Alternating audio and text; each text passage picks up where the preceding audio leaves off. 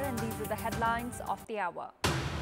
Proposed candidate for ambassador to India, Shankar Sharma says issues concerning EPG and border dispute not under the jurisdiction of ambassadors. 21 deaths reported across the country within the past 20 years due to explosives planted during the conflict era. The government indifferent towards its management. Israel says its forces have recovered the bodies of 6 hostages held by Hamas in the Gaza Strip. Palestinian death toll from Israeli attack crosses 40,530. And Koshi Province thump Walling Municipality 4-0 in the inaugural match of ANFA Women's League. Sudur Pashchim will play against Bagmati in tomorrow's fixture. The candidates recommended by the government for the post of ambassadors in 17 countries at the Parliamentary Hearing Committee have presented work plan and priorities concerning diplomatic relations, development projects, tourism promotion and promotion of trade. Hearing has begun from today for candidates recommended for the post of ambassadors in 17 countries. Proposed candidates for India, Denmark, Germany and China presented their work plan today and answered questions raised by lawmakers. Krishna Prasad Oli, who has been recommended as envoy for China, presented a 4-point work plan to the committee and said that he would implement policy taken by the government for the Belt and Road Initiative, BRI, put forward by China. Oli said he would take initiatives to raise the number of Chinese visitors to Nepal, address the impact of climate change on Nepal and open customs with China in a sustainable manner. Proposed envoy for Denmark, Tuladhar, committed to work for improving diplomatic relations with Denmark and 7 other nations, promote Nepal's tourism and take initiatives to address the issues of Nepalese students studying in Denmark. Shail Rupakheti, proposed for Germany, said he would make efforts to remove Nepal from EU air safety blacklist, which he said is one of the reasons for low number of visitors to Nepal from Germany. The Parliamentary Hearing Committee also heard from Dr. Shankar Sharma, who is recommended for India. The committee has received 9 complaints, including 4 personal and 5 ideological. These complaints have been filed against Netra Prasad Timalsina, who has been recommended for Malaysia, Than Prasad Pandit for Israel, Shankar Prasad Sharma for India, and Professor Kapil Shrestha, who has been recommended for South Africa. No complaints have been filed against 13 of the recommended candidates. Proposed candidate for ambassador to India, Shankar Sharma, has said that the EPG report, which was prepared 6 years ago, and the issues related to border dispute was not under the jurisdiction of the ambassadors. The EPG group that was formed to give suggestions on revision of the 1950 Nepal-India Pact published its joint report in 15th and 16th of the Nepali month of Asar 2075 during its 9th meeting held in Kathmandu. The report was set to be presented to the Indian Prime Minister and then to the Prime Minister of Nepal. It has already been 6 years since the report was prepared. However, India has been dilly-dallying to accept the report. Likewise, Nepal-India border has remained disputed for a long time. During the meeting of the Parliamentary Hearing Committee held today, lawmakers had questioned proposed candidate for ambassador to India, Shankar Sharma, who had served in the post for more than 2 years, regarding his role in the EPG report. Lawmakers also expressed concern regarding ways to address the long-standing Nepal-India border dispute. Answering questions raised by lawmakers, Sharma said that the issues could only be resolved through high-level diplomatic talks. He said that the Indian side must be urged for a dialogue during each high-level visit to the country. He added that the issue could not be addressed even though 8 high-level visits took place during this period.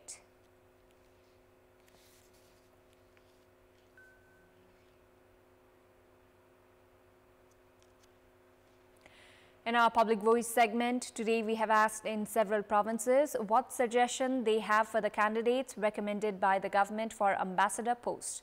Let's take a look at what they had to say.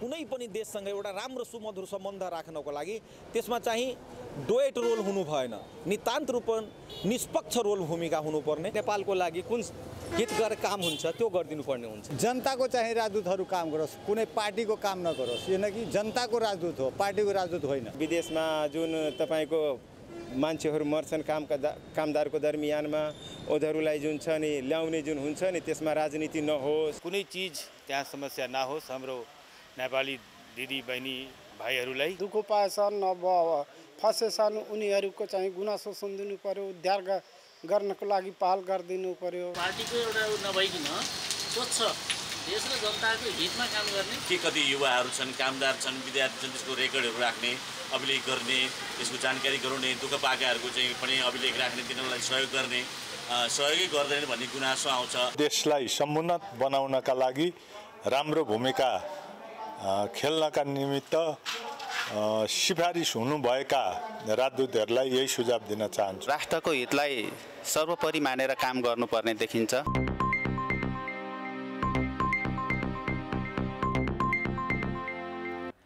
Two decades have gone by since the armed conflict ended. During this time, laws related to transitional justice has been formed. However, explosives planted during the conflict era are still a problem to this day. On Friday last week, 2 innocent miners lost their lives due to one of such explosives that had been stranded. So far, 21 such deaths have been reported across the country. None of the state bodies have focused on removing explosives as such were installed during the conflict era. The state and the Maoist combatants are both unaware about the locations of such explosives. The lack of information hence has continued to cause the loss of innocent lives. A stranded bomb in Falelung of Pachthar district cost the lives of 2 miners. A grenade that fell from the roof of a house caused an explosion, the source of which and the time of installation is yet unknown. However, this was not the first time such incident occurred in the country. Since the armed conflict ended, 21 people have lost their lives to such explosives, which includes 9 deaths in just the past 5 years. In majority incidents so far, it's the miners who have died. 108 others have been injured. The state has yet to search for such stranded explosives, and there are chances that this would continue unless all explosives are traced and removed. In the past 1 year, Nepal Army deactivated 100 such explosives found near police offices. This includes 35 in Kapilvastu's Taulihawa and 65 in Sangkhwasava. Nepal Army says it found bombs and explosives in 136 locations in the past 1 year.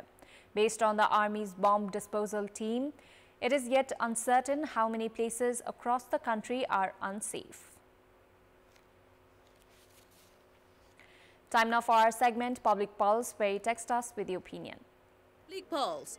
Before that, let's take a look at the result from yesterday's poll. Yesterday, we had asked, why is the government neglecting road upgrading in Karnali? 52% voted for A, ignoring Karnali, 33% for B, geographical difficulty, and 15% for C, lack of coordination. Here's today's question. Why are ruling and opposition parties focused on blame games instead of service delivery and issues of public concern? The options are A, ruling parties' vested interest, B, apathy to priority issues, and C, lack of awareness. Voting is on. Type any WS, select your option A, B or C and send it to 34001 to share your opinion with us. As festive season inches closer, market inflation has skyrocketed. Prices for daily consumables like rice, pulses, grains, among others, have gone up by 10 to 33% in Koshi province as monitoring bodies remain indifferent. The price of Jeera Masino rice that cost around 1900 rupees for a sack of 25 kilograms has gone up to 2200 rupees. Price for grams has increased by 1/3 to 160 rupees per kilogram. Flour that cost 74 rupees per kilo has gone up to 80 rupees. Likewise, in 1 month, the prices for pulses and grains have increased by 10%, leaving the consumers at the receiving end. अनुगमन नभएको कारणले फरक पसलमा फरक rate पनि हामीले pound सक्छौँ। 17-18 सयमा किनिरहेको चामल अहिले 22-23 सय परिरहेको छ हैन। जस्तै दालहरु 130 120 पर्ने अहिले 160 सबै कुरा त्यस्तै खाद्यान्नमा प्राय धेरै नै मूल्य वृद्धि भइरहेको छ। Business persons say the government's tax provisions had compelled them to raise the prices. Advance income tax लगभग धेरै वस्तुमा 2.5% लगाएको छ। दाल दलहनहरुमा त 10% लगाएको छ। त्यो भनेको मतलब के हो भने तपाईले 10% तिरेको यही वर्ष तपाईको मुनाफामा चाहिँ समायोजन हुने गरी अर्को वर्ष क्यारी फरवर्ड गर्न नलजाने गरी चाहिँ सरकारले त्यो प्रावधान ल्याएको छ। त्यसको कारणले गर्दाखेरि त्यो अल्टिमेटली वस्तु के भयो भन्दाखेरि सिधै कस्टमा गएर जोडियो।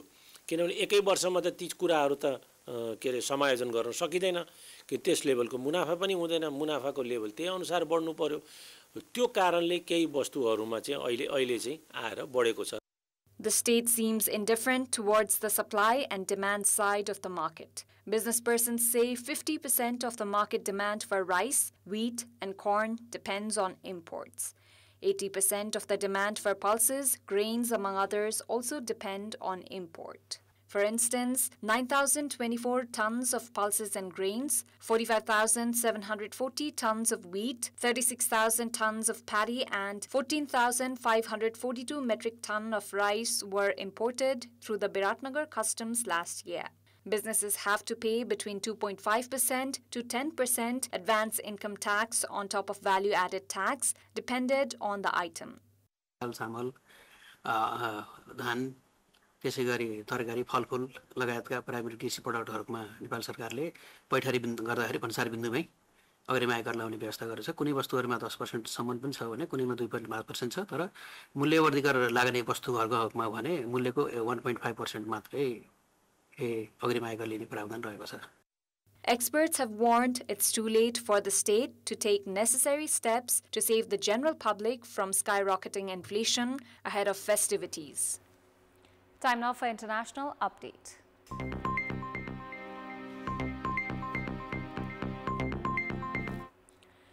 Israel says its forces have recovered the bodies of 6 hostages held by Hamas in the Gaza Strip. In a statement, the Israel Defense Forces (IDF) said the bodies were located on Saturday in an underground tunnel in the Rafah area. The IDF named the hostages as Carmel Gat, Eden Yerushalmi, Hirsch Goldberg Polin, Alexander Lobanov, Almog Sarushi, and Master Skit Ori Danino. Spokesperson Rear Admiral Daniel Hagari said an initial assessment was they were brutally murdered by Hamas terrorists shortly before they reached them. In its statement on Sunday morning announcing the deaths, the IDF said the bodies had been returned to Israeli territory. The Israeli military launched a campaign in Gaza to destroy Hamas in response to the unprecedented attack on southern Israel on 7th October, during which about 1,200 people were killed and 251 others were taken hostage. More than 40,530 people have been killed in Gaza since then, according to the territory's Hamas-run health ministry. US, Egyptian and Qatari mediators are trying to broker a ceasefire deal that would see Hamas release the 97 hostages still being held, including at least 27 who are presumed dead, in exchange for Palestinian prisoners in Israeli jails. It comes as a UN-led multi-day polio vaccination campaign gets underway in Gaza following the discovery of the potentially deadly virus in wastewater samples earlier this summer. 3 humanitarian pauses in the fighting beginning on Sunday have been agreed between Israel and Hamas so that officials can vaccinate around 640,000 children under the age of 10. We've got more news coming up, but right now it's time for another short break. Time now for sports update. Sports news. Koshi province have thumped Walling municipality 4-0 in the inaugural match of ANFA Women's League. Samachar scored a brace in Koshi's win. In the match played in ANFA complex Sadabato, Koshi opened their account in the first 10 minutes itself as Sanju Tamang found the net. Samachar doubled Koshi's lead in the 51st minute. She scored her personal second goal in the 59th minute to make it 3-0 for Koshi. In the 69th minute, Yamkumari Bika scored an own goal to give fourth for Koshi. In tomorrow's fixture, Sudur Pashchim will play against Bagmati. The league will be played in 2 rounds. In the first round, 10 teams will play against each other. Top 5 teams will enter into the Super League, which will be played in double round robin format. League winners will bag 1 million rupees and runners-up 500,000 rupees. This is the first women's league in 2 years.